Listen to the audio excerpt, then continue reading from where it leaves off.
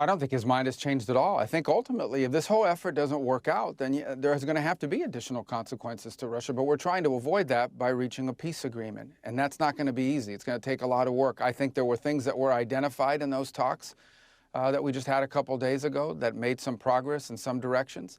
Now, obviously, in order for us to get a peace agreement, Ukraine has to be a part of it. They have to be included. They have to be involved. That's why the president called them on the phone immediately after we got on the airplane. Within an hour, he talked to them for long periods of time. That's why President Zelenskyy will be traveling to Washington tomorrow, along with several European leaders as well, to continue to work on this.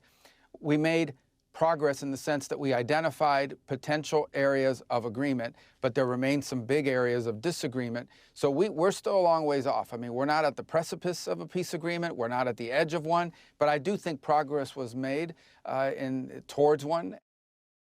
The president went into that meeting saying, you're not going to reach a ceasefire or a peace agreement in a meeting in which only one side is represented. That's why it's important to bring both leaders together, and that's the goal here. The president has said what he'd like to see at some point is we make enough progress so both leaders, Zelenskyy and Putin, can meet somewhere and finalize this. The only way to finalize a peace agreement is you have to have both sides agree to it and both sides of it involved. How many times have we heard from the Ukrainians and from others, there is nothing about Ukraine without Ukraine? Well, Ukraine wasn't at the meeting, but this was a very important meeting. Now, ultimately, if there isn't a peace agreement, if there isn't an end to this war, the president's been clear there are going to be consequences, but we're trying to avoid that. And the way we're trying to avoid those consequences is with an even better consequence, which is peace, the end of hostilities. That's the aim. That's the goal here. And the president, he deserves a lot of credit. This is not our, look, when he says this, it's true. The United States is not at war. This is not our war. Ultimately, what daily life in America looks like will not be materially altered one way or another about what happens in Ukraine. We have dedicated time and energy to this because this president has made it a priority of his administration to promote peace and end or prevent wars. He's made that a priority. And I think he deserves a lot of credit for the amount of time and energy that we have invested in something like this. And he's the only one in the world that could do it. Okay, none of these other leaders in Europe could get Putin to a meeting to talk seriously about any of this. So this is going to be difficult. It's been going on for 3.5 years. You have two very entrenched sides, and we're going to have to continue to work and chip away at it. I think we made some real progress. You talked about not knowing what was discussed. These peace deals, these peace agreements and negotiations, they don't work when they're conducted in the media, either through leaks or through lies. And usually they're both the same thing, lying leaks. Okay, they don't work if you do it that way. And they don't work if you go out and say aggressive and abrasive things about one side or the other, because then they just walk away. have any I wouldn't name them on your program. Have any concessions I wouldn't name been them asked? on your program. Why would I do that? You can't have a peace agreement unless both sides give and get. You can't have a peace agreement unless both sides make concessions. That's a fact. That's true in virtually any negotiation. If not, it's just called surrender. And neither side is going to surrender. So both sides are going to have to make concessions. So, of course, concessions were asked. But what utility would there be of me going on a program and tell you we've wagged our finger at Putin and told him you must do this and you must do that? It's only going to make it harder and less likely that they're going to agree to these things. So these negotiations, as much as everyone would love it to be a live pay-per-view event, these discussions only work best when they are conducted privately in serious negotiations in which people who have to go back and respond to constituencies, because even totalitarian governments have constituencies they have to respond to, people have to go back and defend these agreements that they make, and figure out a way to explain them to people. So we need to create space for concessions to be made. But of course concessions were asked.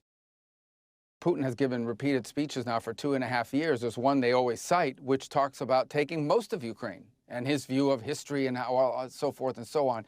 The second thing the president, so we know what their side is demanding, and we obviously know the Ukrainians are not in agreement with any of that. The second point I would make is the president has said repeatedly, when it comes to territories and territorial claims, that's ultimately something Ukraine will have to decide. It's their territory. It's their country. Ultimately, what they're willing to live with is what they'll have to decide on.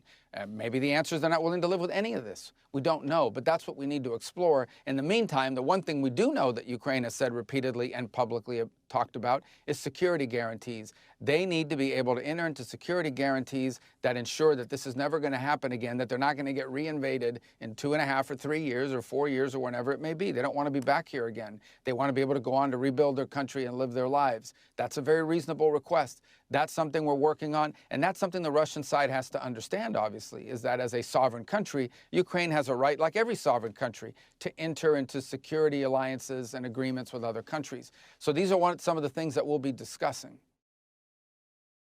Critics of President Trump are always going to find something to criticize. You don't even pay attention to it anymore, but I will tell you this. Putin is already on the world stage. He's already on the world stage. The guy's conducting a full-scale war in Ukraine. He's already on the world stage. He has the world's largest tactical nuclear arsenal in the world and the second largest strategic nuclear arsenal in the world. He's already on the world stage. When I hear people say that, oh, it elevates him, well, all we do is talk about Putin all the time. All the media's done is talk about Putin all the time for the last 4 or 5 years. That doesn't mean he's right about the war. That doesn't mean he's justified about the war. Put all that aside. It means you're not going to have a peace agreement between Russia and Ukraine. You're not going to end a war between Russia and Ukraine without dealing with Putin. That's just common sense. I shouldn't even have to say it. So people can say whatever they want. Ultimately, at the end of the day, we have to get the Russian side to agree to things that they don't want to agree to if we're going to have peace. If not, there'll just be a war. They'll keep killing each other. And life will go on in America and in the rest of the world, but not for Ukraine. So the president has invested a lot of time in trying to bring an end to this war. He deserves credit for doing that. He gets criticism for doing that. He could have just let this war go on. The president could have just said, this is Biden's war. It started under him. We'll do what we can for Ukraine, but we're going to focus on other things. He could have easily said that. But he's the only leader in the world that can get Putin to a meeting to talk about serious things. Trump's mind.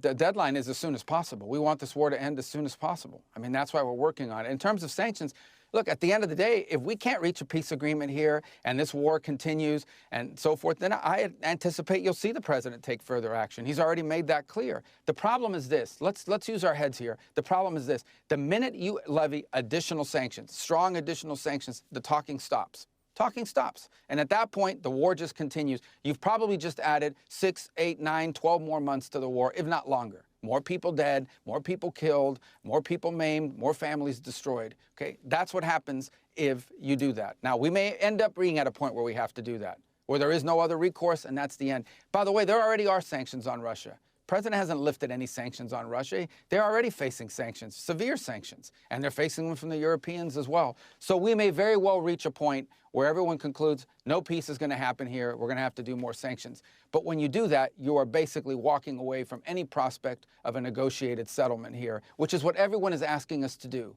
Everyone, including the Ukrainians and all the countries of Europe, are begging the United States to be engaged, engage Putin, and try to get him to agree to a peace agreement. They're all asking us to do that. They all are.